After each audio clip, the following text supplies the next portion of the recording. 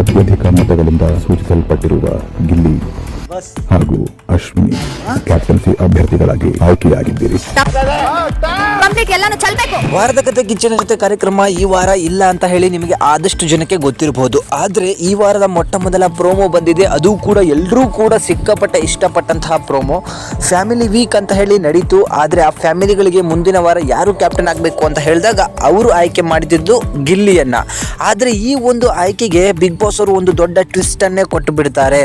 So ಫ್ಯಾಮಿಲಿಗಳ ಆಯ್ಕೆಯ ಪ್ರಕಾರ ಮುಂದಿನ ವಾರದ ಕ್ಯಾಪ್ಟನ್ ಆಗಿ ಗಿಲ್ಲಿ ಮತ್ತು ಅಶ್ವಿನಿ ಅವರು ಆಯ್ಕೆ ಆಗಿದ್ದಾರೆ ಅಂತ ಹೇಳಿ ಅನೌನ್ಸೇ ಮಾಡಿಬಿಡ್ತಾರೆ. ಗಿಲ್ಲಿ ಅಲ್ಲಿ ಅಷ್ಟೇ ಅಲ್ಲ, ಮನೆಯವರೆಲ್ಲರೂ ಕೂಡ ಶಾಕ್ ಆಗಿಬಿಡ್ತಾರೆ.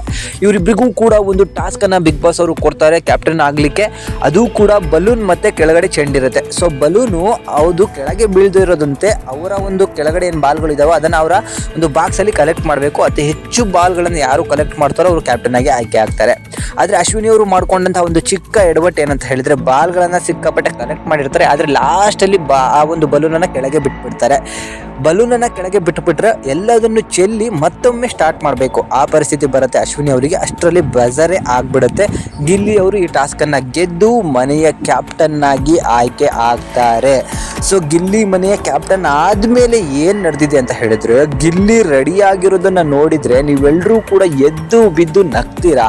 ಅಷ್ಟೇ ಅಲ್ಲ, ಅವನು ಡೈಲಾಗ್ ಮೇಲೆ ಡೈಲಾಗ್ಗಳನ್ನು ಹೊಡಿತಾ ಇರ್ತಾನೆ. ನಾನು ಕ್ಯಾಪ್ಟನ್ ಆಗಿರೋದು ಎಲ್ಲರೂ ನನ್ನ ನೋಡ್ಲಿಕ್ಕಲ್ಲ, ನಾನು ಎಲ್ಲರನ್ನ ನೋಡ್ಬೇಕಂತ ಅಂತ ಹೇಳಿ ಒಂದು ಡೈಲಾಗನ್ನು ಹೊಡಿತಾನೆ. ಬಟ್ ಈ ಡೈಲಾಗ್ ಹೊಡಿಬೇಕಾದ್ರೆ ಗಿಲ್ಲಿ ಹತ್ರ ಮೈಕೆ ಇರೋದಿಲ್ಲ. ಗಿಲ್ಲಿ ಆಮೇಲೆ ನಿನಗೆ ಎಲ್ಲರೂ ಕಾಣ್ತಾರೆ, ಮೊದಲು ಮೈಕ್ ಹಾಕೊಳ್ಳಪ್ಪ ಅಂತ ಹೇಳಿ ಬಿಗ್ ಬಾಸ್ ಅಲ್ಲೊಂದು ಕೌಂಟ್ರನ್ನ ಗಿಲ್ಲಿಗೆ ಕೊಡ್ತಾರೆ. ಸೊ ಹೀಗೆ ಹೇಗೋ ಮಾಡಿ ಗಿಲ್ಲಿ ಅವರು ತನ್ನ ಸ್ವಂತ ಬುದ್ಧಿಯಿಂದ ಅಂದರೆ ಟಾಸ್ಕ್ ಆಡಿ ಕ್ಯಾಪ್ಟನ್ ಆದೆ ಅನ್ನೋದು ಆಯಿತು. ಸೊ ಅಶ್ವಿನಿ ಅವ್ರನ್ನ ಸೋಲಿಸಿ ಈ ವಾರದ ಕ್ಯಾಪ್ಟನ್ ಆಗಿ ಗಿಲ್ಲಿ ನಟ ಆಯ್ಕೆ ಆಗಿದ್ದಾರೆ.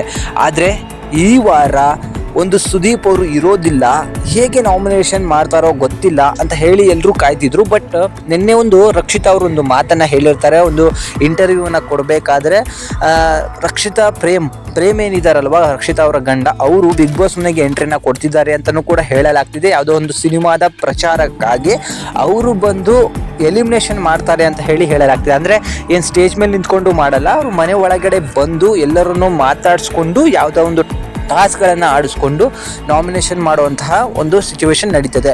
ಸೊ ಈ ವಾರದ ಎಲಿಮಿನೇಷನಲ್ಲಿ ಏನಿದೆ, ಒಬ್ಬರಲ್ಲ ಇಬ್ಬರು ಹೋಗೋ ಚಾನ್ಸಸ್ ಇದೆ ಅಂತಲೂ ಕೂಡ ಹೇಳಲಾಗ್ತಾ ಇದೆ. ಬಟ್ ನನ್ನ ಪ್ರಕಾರ ಸ್ಪಂದನ ಹೋಗೋದು ಕನ್ಫರ್ಮ್ ಅಂತ ಹೇಳಿ ಅನ್ನಿಸ್ತು. ಇಷ್ಟು ವಾರ ಅವ್ರು ಬಂದಿದೆ ದೊಡ್ಡ ವಿಚಾರ ಅಂತ ಹೇಳಿ ನನಗೆ ಅನ್ನಿಸ್ತು. ಇದ್ರ ಬಗ್ಗೆ ನಿಮಗೆ ಅನ್ನಿಸುತ್ತೆ ಅದನ್ನು ಕಮೆಂಟ್ ಮಾಡಿ ತಿಳಿಸಿ. Thank you.